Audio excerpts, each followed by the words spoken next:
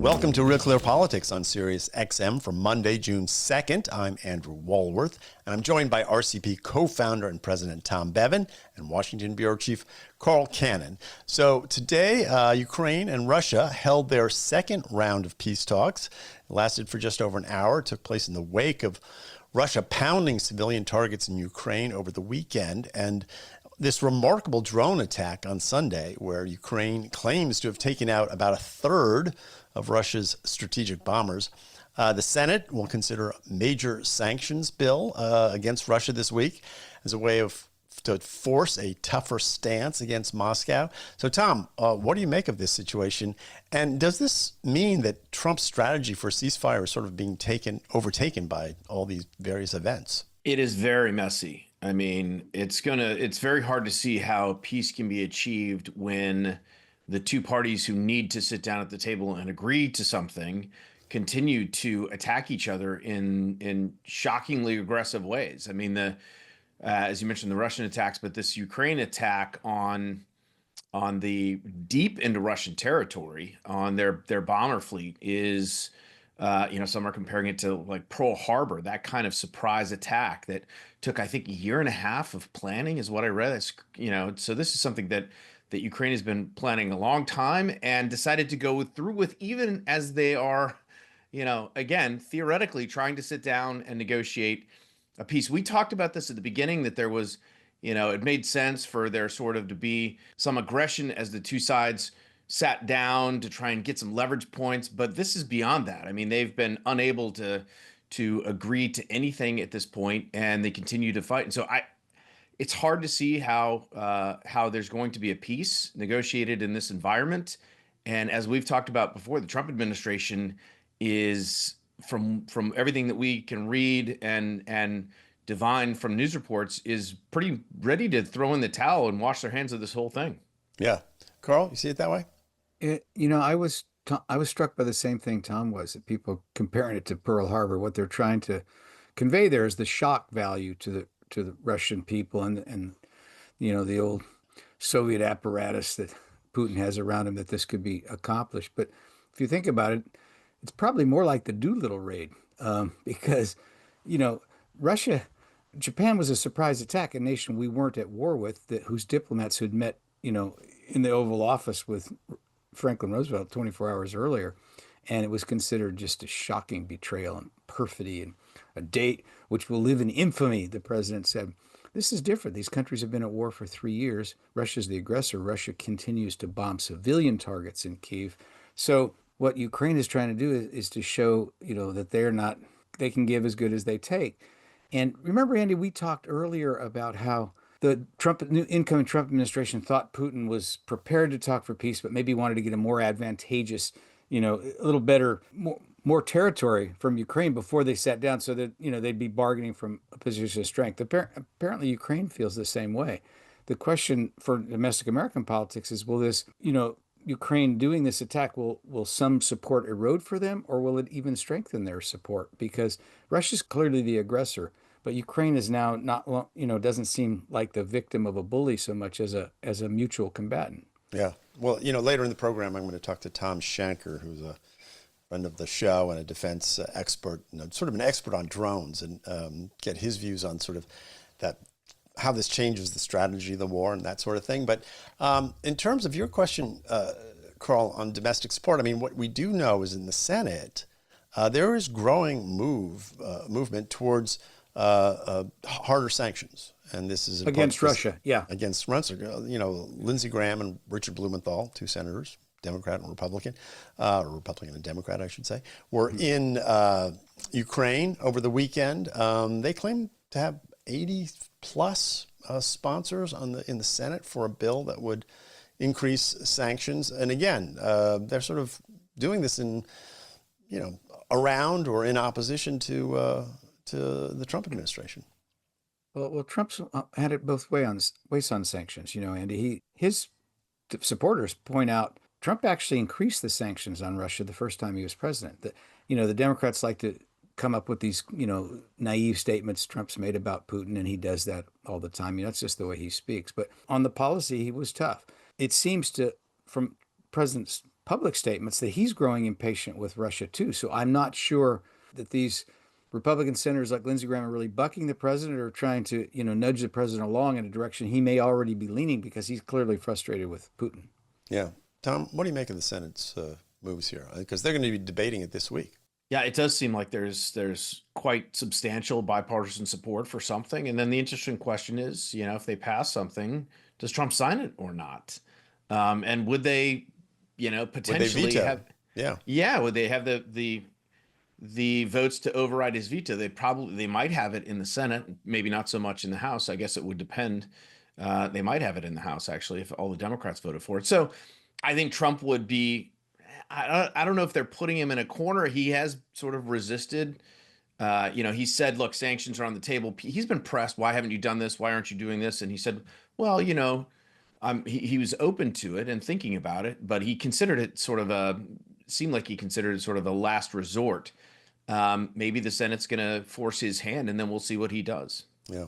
Well, I want to talk about this other tragic event over the weekend. That was this attack in Boulder, Colorado, left 8 people injured on Sunday.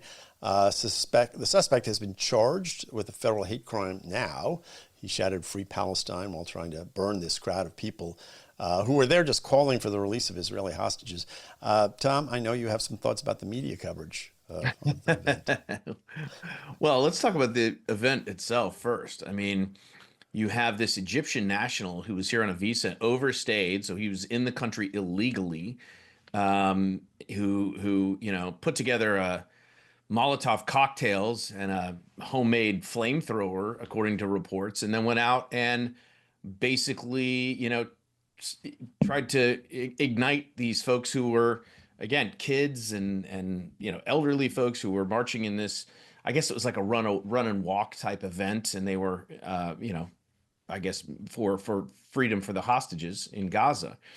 And as you mentioned, free Palestine is what he yelled before he did that. And there's video of him after that sort of taunting the crowd as he's holding to these other, it's pretty dramatic stuff, pretty hideous stuff. And look, did the media cover it? Of course. Did they have some of their usual, language and framing of this more gently than they probably otherwise would have? Yes, I believe so. My beef, and this is not unique to me, but Peter Hassan and a couple other folks who I follow on X, were Guy Benson, I think, posed the question: if a right-wing person had in the last 90 days firebombed a governor's mansion, based on their ethnicity, murdered 2 people in cold blood in our nation's capital outside of a museum, as was done a couple of weeks ago, and then committed this kind of act against innocent civilians, the media would be going nuts. We would not hear about anything else day and night on cable news, and certainly, major newspapers like the New York Times and the Washington Post would be flooding the zone. Well, I didn't see them flooding the zone this morning when I went to the front pages of those newspapers, and I haven't seen the same sort of volume of coverage, the frenzy that I think we would see if the shoe was sort of on the other foot, so to speak. It's a kind of a moderate rant for Tom on a Monday morning. I expected. It's early in the week. I'm kind of, I'm just getting started. Up. I thought it was pretty good, Andy. He doesn't have to apologize for that rant. The least responsible thing I saw was the CNN commentator who called Kash Patel, I think, if I understand this right, juvenile for identifying this as a terrorist attack before the police chief in Boulder had done so. And that's the kind of, it's human nature to call people names that we actually better applied to ourselves. I don't mean to get too metaphysical here, but maybe the Boulder police chief maybe didn't have the same information, or maybe Boulder police chief is more woke, or maybe he was just being cautious. But what else could this possibly be other than a hate crime? And I remember when it first happened. I remember thinking, I hope it's not an Arab zealot who's here illegally. And that's exactly what it was. And if the press wants to pretend that didn't happen, we can. But I think the American people know it. It plays into what the Trump administration has been saying about our immigration and our borders, that we let this guy came in while Biden was president, overstayed his visa, and for that, instead of being deported, he was rewarded with a work permit. This is what the Trump administration's immigration officials have been saying, and here this thing happened. And the cruelty of this attack, the savagery of it, reminded you of nothing other except what Hamas did when they invaded Israel. Callous, torturous And Carl, attacks on civilians. Boulder. I mean, this was right on Pearl Street Marketplace, I guess, and like that's right. he just walks down there in the middle of the day with these things, and That's where I went to. That's where I went to school. I have to tell you though, now we've had these attacks by people who didn't necessarily live in the cities. Tom's talking about it, where they attacked, and contrary to CNN, the CNN commentator who criticized the FBI for being too quick off the draw, to me, a more reasonable question of a reporter is to ask is what is the FBI doing to intercede these attacks before they happen, and is there a threat here? Are they being sent to these places? I don't mean to suggest a widespread conspiracy, but are there associations here? Is there a dark web component? What's going on with these people attacking people, usually in towns where they don't even live because they're Jewish or think they're Jewish? I want the FBI to be actively involved. I don't want them to be passive, and I want them to try and interdict these attacks before the next one happens. Well, guys, we're going to have to leave it right there. You're listening to Real Clear Politics on Sirius XM. I'm Andrew Walworth. I'm here with Tom and Carl. Don't go away. We'll be back right after this. Welcome back to Real Clear Politics on Sirius XM. I'm Andrew Walworth. I'm here with Tom and Carl. And gentlemen, Poland held elections over the weekend, and Karl Nawrocki, he won. Carl, this is seen as a victory for Donald Trump. He hosted Nawrocki at the White House last month. What do you make of the election? Well, Trump needed a win. He single-handedly threw the Canadian elections to the opposition. But if he had only said that Poland would be our 51st state, Carl, maybe he's one the for Liberals one. would have won. But in all seriousness, this is something that started. I guess it started with Brexit or the Scottish elections, or Donald Trump's election in 2016. What you have now all over the world where there's democracies is this sort of populist movement, an uprising against elites, against unfettered immigration. Nationalism plays into it. And this is now a movement. We're in this almost late spring of 2025. This has been going on 9 or 10 years now. It's about time we elites took it seriously. Tom, are you happy being part of the elite? And are you taking it seriously? Well, I'm definitely taking it seriously. I mean, listen, we follow international elections because oftentimes they are sometimes early indicators and sometimes late indicators of these waves that sweep around the globe. And there, Carl mentioned Brexit, and we see this sort of ebb and flow of liberal versus conservative, and the conservatives have definitely been winning as of late, with Canada being one of the exceptions. But based on some of the things that I read, the other component of this is that the elites in Europe and the government and the media have been working very hard to try and prevent these elections, doing everything they can to basically keep these folks out of power, and yet they keep winning. Now, this was a very close election. It was a runoff, and Nawrocki, as you said, just won by the slightest, I think, just over 1% or something to that nature. And so it was very close. And again, the president in Poland is apparently, more of a figurehead type position. They have a prime minister and parliament that will do a lot of the policy making, but he'll still be able to have some influence there. So in that sense, it does, I think, complete some of this populist wave that we've seen in other parts of the globe. And it is, quite frankly, a win for Donald Trump. I mean, he backed this guy and, as you said, brought him to the White House. And so in that sense, I think Trump can take a little bit of credit. Yeah. Andy, can I toot our own horn? We had a piece by Addison Graham, a young journalist who's in Brussels for us this summer, and he reported on the election. So, go to our webpage. You can see Addison's story. One other thing I'd like to say, Andy, Tom made an important point there, which is that the establishment has not taken this populist movement very well. They tried to put Donald Trump in prison. In Romania, they kicked the populist guy off the ballot, and in Germany, they tried to outlaw the party altogether. So exactly. And each time something like this happens, it solidifies support maybe doesn't broaden support, but it solidifies support for these populists in these countries who think that their voices aren't being heard, that the elites want to talk down to them and constrict what they say. And I think censorship is an important component here.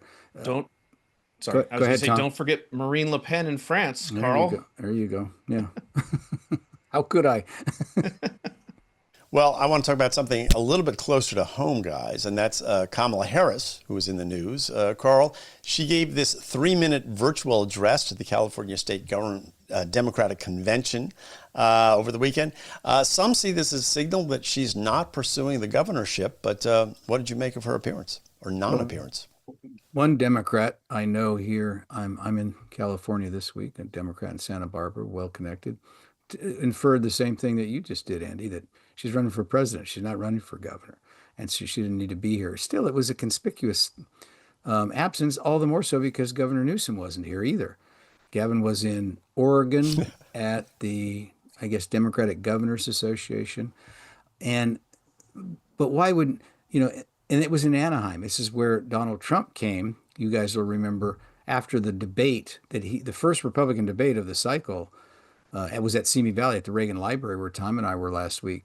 And Trump skipped that, but then showed up in Anaheim at the Republican convention and sort of laid everybody to waste, had them in the aisles, and you could see what was happening. I don't know if what this tells us though. Why did they not want to be there? Neither one of them. Maybe here's a hint. This was a headline in a column in the Los Angeles Times this morning. Yelling, finger pointing, and cursing galore as Democrats gather in Anaheim. Maybe neither one wanted to be part of that. But what it reminded me of, Andy, was Kamala Harris skipping the Alfred E. Smith dinner during the campaign, the presidential campaign, and recording like a lame video message. Same thing, and the only and thereby following in the footsteps of one Walter Mondale, who also skipped that dinner and ended up carrying one state against Reagan. So, I don't know that videos do the trick anymore. I think maybe you need to be there in person if you're running. And Tom, is this just a deeper problem for the Democrats? There was this poll I saw from Atlas over the weekend. 31% want Mayor Pete. He's the number one candidate among Democrats, according to that poll. And Kamala is sort of down at number 4, I think. Well, I mean, again, if we're talking about president versus, she would be, I think, a prohibitive favorite to win the governorship of California. And this would be a signature event for her to attend. The New York Times, the Washington Post, Politico all ran sort of hit pieces on her this morning, basically saying, I shouldn't say hit pieces, but pieces that were basically saying, look, she didn't attend this event and her video got sort of tepid applause and sort of speculating, well, does that mean the party's ready to move on from her? That might be so at the national level. I'm not sure she would have a chance. I'm not sure she would have even won had they had a mini primary in 2024 that she would have won that. So I think if she is serious about running for governor of California, though, she missed an opportunity here. And Carl, don't forget about Cory Booker's Nazi salute. That was really exciting what he did there. And I just want to make sure everyone is aware of that. If you saw Cory Booker, he was on stage. He's definitely running for president. And he gave a full-blown Nazi salute, even better than Elon Musk's. He did not give a full-blown Nazi salute. He didn't? And it was not nearly as good as Elon Musk's because he had his hand open with his fingers there. Oh my God. No real devotee of Adolf Hitler would ever make that mistake. You've got to have your fingers close together. Tom, of course. For those of you who are tuning in perhaps for the first time to our podcast, Tom's being ironic. Tom is suggesting that the widespread hysteria over Elon Musk tapping his heart and moving his hand out when Trump was inaugurated as a Nazi salute, something that it was I saw it as recently in the New York Times this weekend. So that was overblown. I mean, I agree it was overblown. Like Hillary Clinton and Kamala Harris and everybody doing it. It's a sort of a standard move by politicians. And yet Elon Musk is a Nazi for it. And Cory Booker is just, giving love from his heart, I mean, come on. That's right. Where are the Democrats in the political land right now? Well, Time Magazine had a cover story this week. So like the Democrats, like they're disappearing and they're gone. They're missing. I think this is overblown. I still think basically if you add the independents in, we're not quite a 50-50 nation now, but pretty close. I think that what the Democrats have to do, in my opinion, is you know take some salt tablets and eat some limes and lemons and get their sea legs back, get over scurvy, and get about Well, hoisting this I thought you were going to hoisting the tell them to take a sails. shot of tequila with all that salt and They lime. can do that. They can do that too. But what you're going to have a nominee, and hope the nominee's not going to be Tim Walz, and hopefully it's going to be somebody who has puts together forward a positive vision for the Democrats. This idea we didn't fight hard enough against Trump. I don't know where it's coming from. You hear it a lot, but the guy survived 2 assassination attempts, one which came in a quarter inch of ending his life. They impeached him twice. They charged him in 4 different jurisdictions with felonies, desperately tried to put him in prison, tried to take away his money. These are Democratic prosecutors.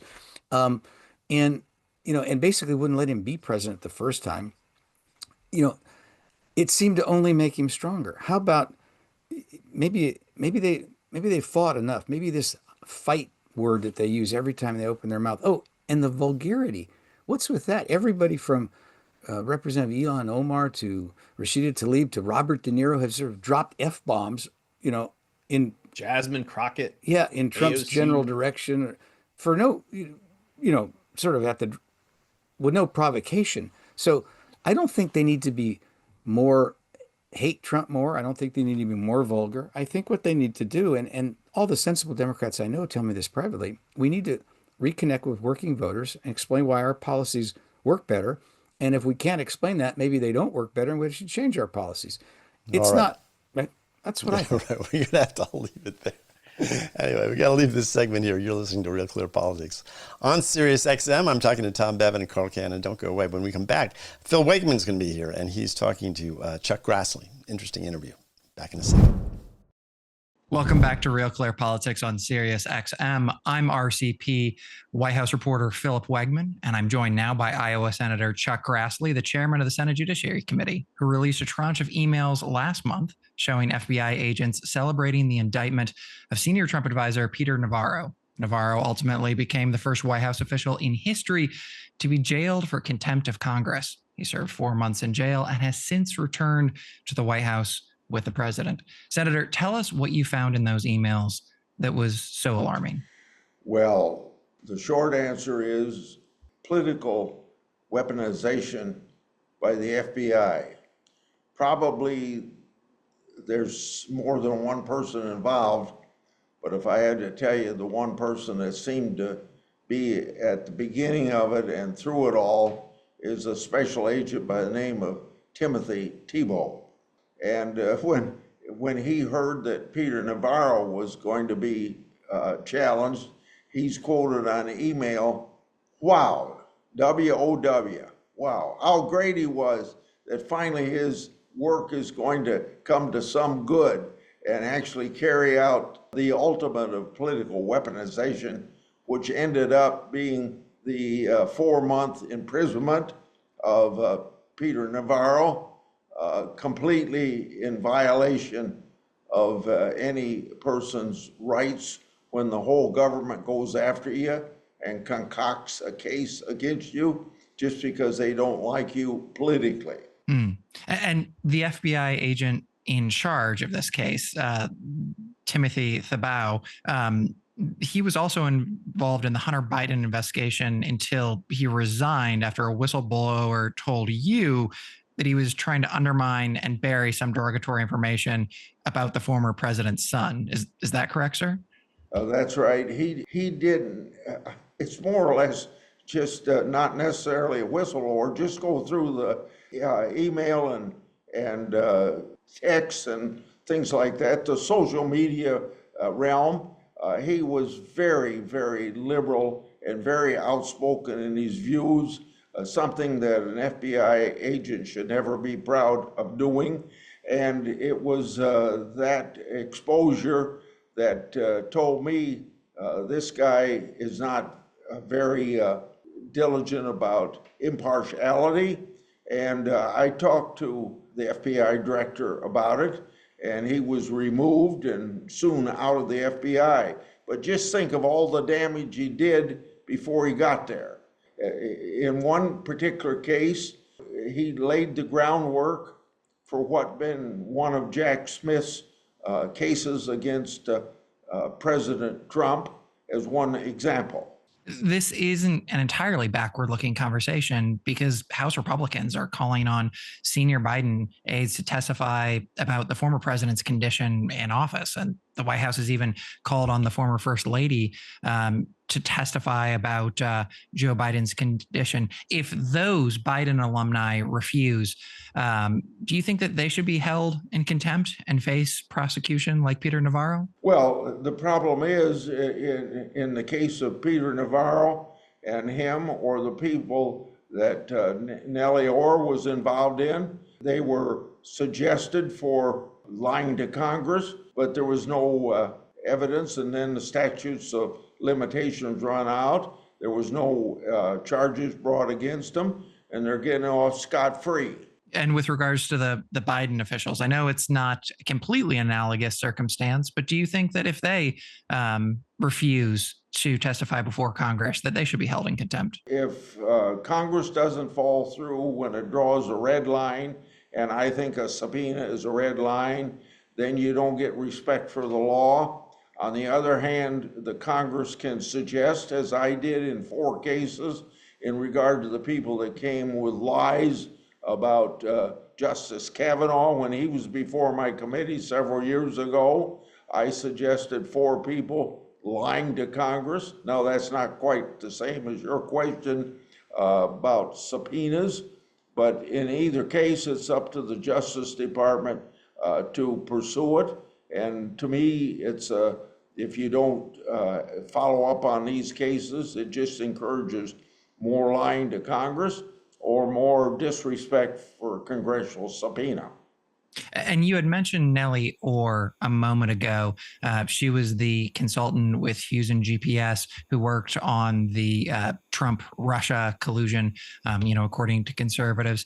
You recently reviewed a tranche of more emails from Orr, and you said in a press release that she lied. What did she lie about specifically? And is this another situation where the statute of limitations has run out? Or would you recommend that Attorney General Pam Bondi bring charges against her?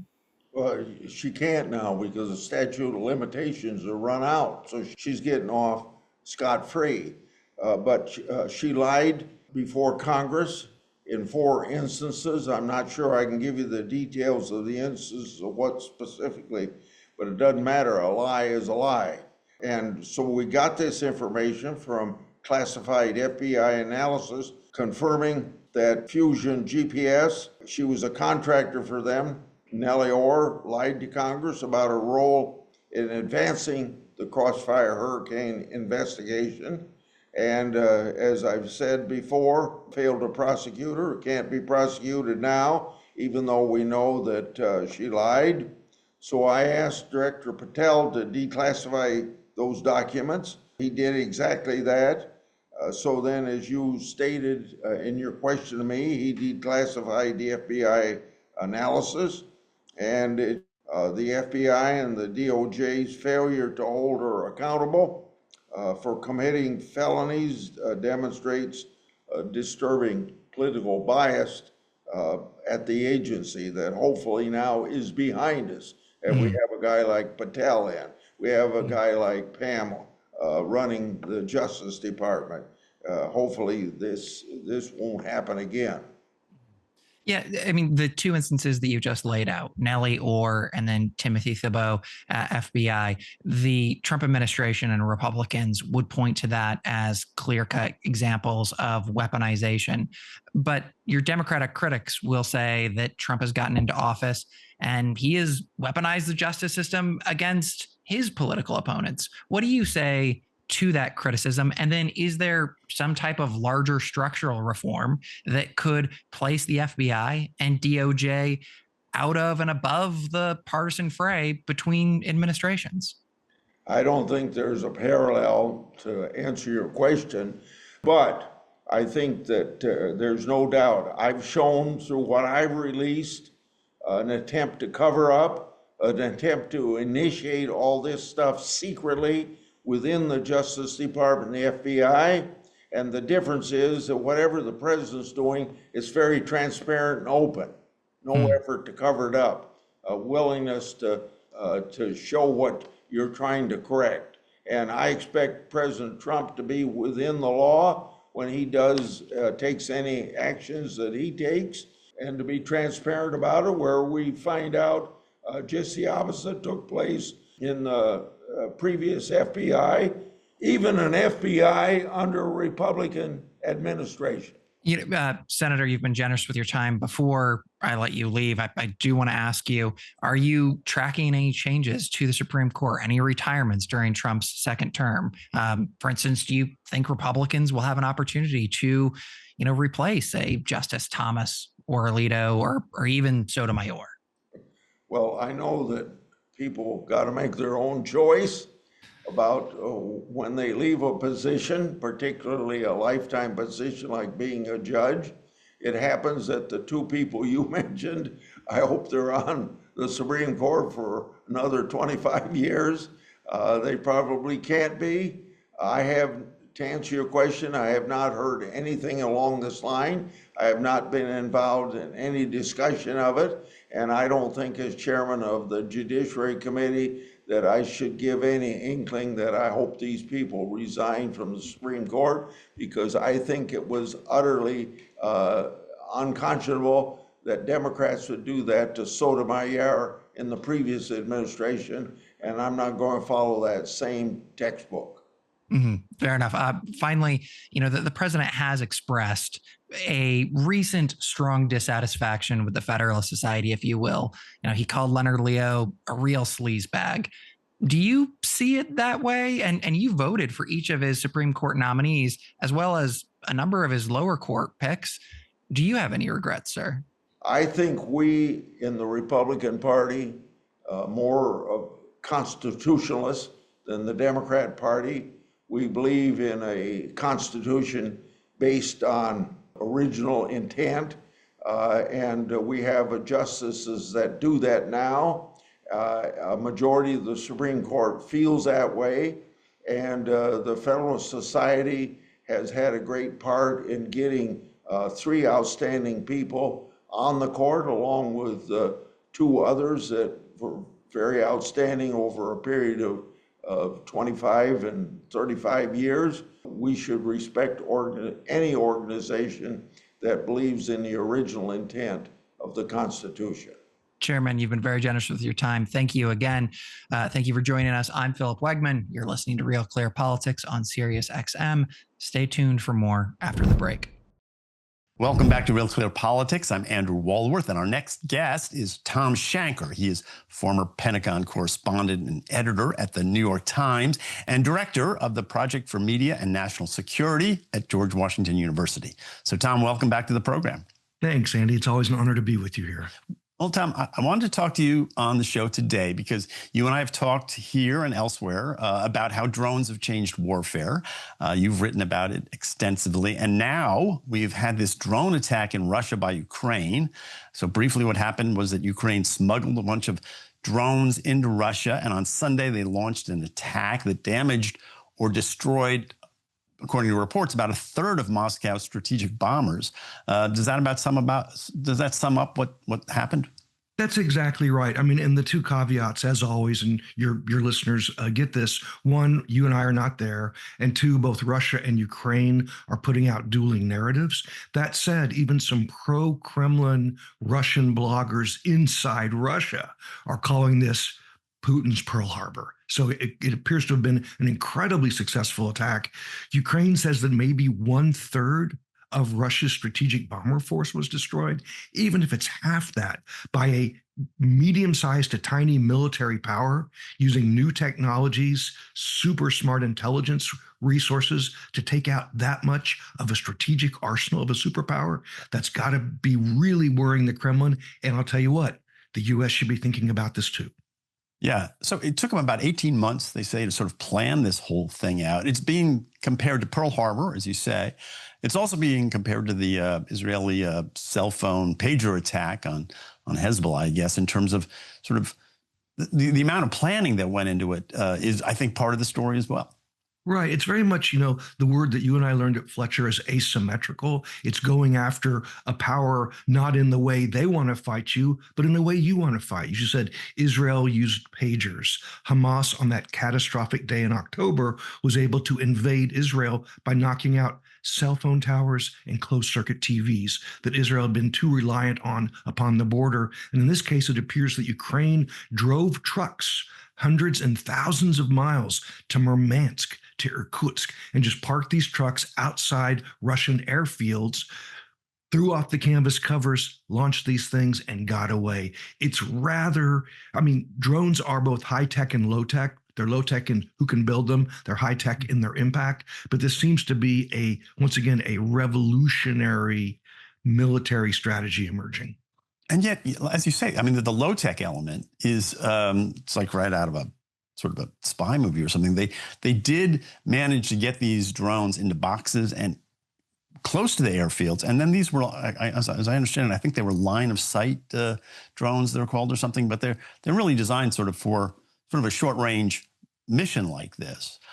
So it is this sort of mixture of espionage, low tech, very creative, and then, as you said, the asymmetrical attack. This was about $7 billion worth of equipment that they got with I don't know, a couple $1 million worth of drones, I'm guessing. So that you're right. It is this sort of low tech, high tech combination that seems to be sort of the new face of warfare. Right. And if you think about sports analogies or anything, hit them high, hit them low, hit them both at the same time. How do you defend against that? And these bombers, Andy, they're strategic in range, but they're also dual use. They've been launching conventional weapons against Ukraine. So they were, under the law of war, a legitimate military target for Ukraine. Russia's been hitting hospitals and schools and apartments, which, according to the international law, you and I learned back at Fletcher again, Russia can be charged with war crimes for this. What Ukraine did was not a war crime, but these bombers are also part of Russia's strategic nuclear deterrence. Can you imagine the catastrophic concerns inside the Kremlin if a medium to small power had taken out a third of the American strategic bomber force at Offutt Air Force Base in Omaha, et cetera? This country would be in panic right now. Yeah, you're right, because they did. They went all the way to Siberia, as you mentioned. That's 2,500 miles away from Ukraine. So they really just a quick thought. Probably the first time in history that people wanted to go to Siberia. Right. Yeah. Right. But so it really also expanded the sort of battlefield, if you will. And I'm wondering about the risk of that, Tom.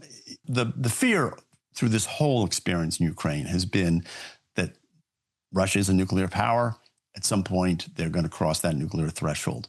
And when you get to the point where you're knocking out strategic airfields that deep into Russian territory, I think you put it in a very interesting way. Think of what we would do in that situation. Does this run the danger that we're moving up that escalatory ladder? Right. Escalation management is always tricky. It's always difficult.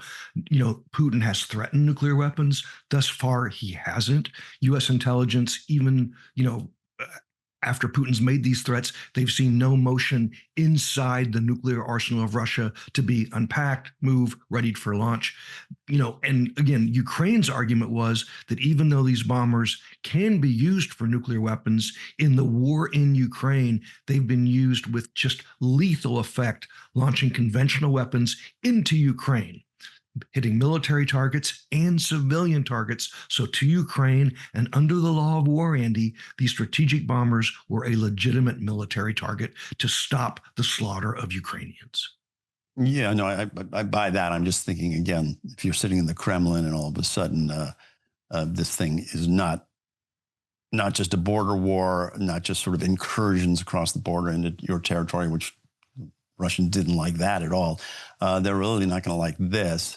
And then on top of this, Germany made an announcement, I think over the weekend, that they were going to supply more long-range missiles to Ukraine and lifted any sort of restrictions on their use as far as how deep they could go into Russia with them.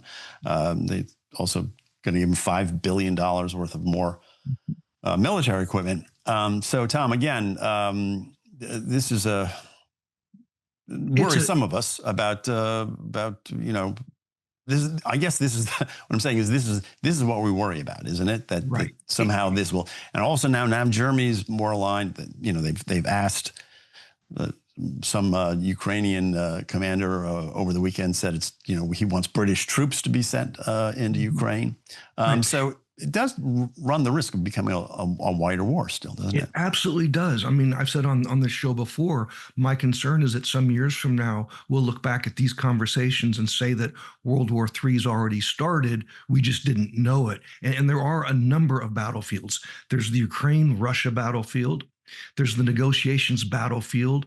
Russian and Ukrainians met in Istanbul today for 2 hours. Nothing happened. And the third battlefield is, as you said, the international community. So while Putin or those around him might be tempted to or even threaten nuclear weapons in Ukraine, they also have to think about their broader battlefield, which is NATO, other allies, and what President Trump will do. Trump has kind of been typical Trump. He doesn't criticize Putin, and then he does. He doesn't, then he does. It would be very difficult for any American president to do nothing if Putin uses the tactical nuclear option in Ukraine. Yeah. I'm talking to Tom Shanker. He is he's a defense expert, as you can tell. He's also the co-author of the book Age of Danger: Keeping America Safe in an Era of New Superpowers, New Weapons, and New Threats. Talking about Trump, the reporting, at least at this point, public reporting, is that Trump was not told about this attack beforehand. What do you make of that? Well, I think Zelensky's last conversation with Trump in the Oval Office is not something that he remembers warm and fuzzy, and probably saw no reason to tell the administration in advance about it. Everything they did, as you said, this took months and months of intelligence and planning. So why share it with a government that has not exactly used operational security in discussing attack plans? So I don't think Zelensky was under any obligation. And again, Russia has been very aggressive in Ukraine. Russia launched one of its largest drone attacks on Ukraine in recent days. So to say that Ukraine has to just absorb that and do nothing, that's a hard case to make. And I think really both Ukraine and Russia are playing for negotiating space. I think Zelensky, his strategic goal was to show Putin, don't be so certain of your success. This is the time to negotiate in full and forthright honesty. Yeah. So I want to ask you one other question here, and then we're going to have to wrap it up. But China has supplied Russia with these laser weapons that are designed to shoot down drones. Is that and Israel has used laser technology now successfully to shoot down drones? They call it, I think, the iron shield. It's a play on Iron Shield, but is this the next level of competition in this sort of, defense offense when you're talking about sort of a new weapon system? I mean, yes, drones like right now look like, oh my God, they've changed everything. But along comes a laser weapon that can shoot down drones, and we're sort of back to not status quo ante, but a more of a balance between offense and defense, which is sort of, that's the way warfare evolves, doesn't it? Yeah, exactly right. Trench warfare, tanks, air, all of that, it's always changing. The U.S. is putting a lot of money into drone defenses. Having raised sons, I love that all the weapon systems have names out of Marvel Comics: Thor, Anvil, Avenger. And the U.S. is looking at lasers. They're looking at microwaves. They're looking at sort of putty things. The challenge is, it's easier at this point, Andy, on the battlefield to swarm drones than it is to swarm defenses. That doesn't mean that someday they won't have a sweeping defense that can bring down 100 drones at one time at dozens of different locations. So the anti-drone technology is improving, but for right now, at least, the drones have the upper hand. Although, as you said so correctly, it's not going to be that way forever. Yeah. All right. Well, Tom, we're going to have to leave it there. I've been talking to Tom Shanker, defense expert, former New York Times reporter and editor, an old friend, as you can tell. You've been listening to Real Clear Politics on Sirius XM. That's going to be the program for today. On behalf of Carl, Tom, all of us at RCP, thank you for listening. We'll be back tomorrow with more Real Clear Politics. So have a great evening.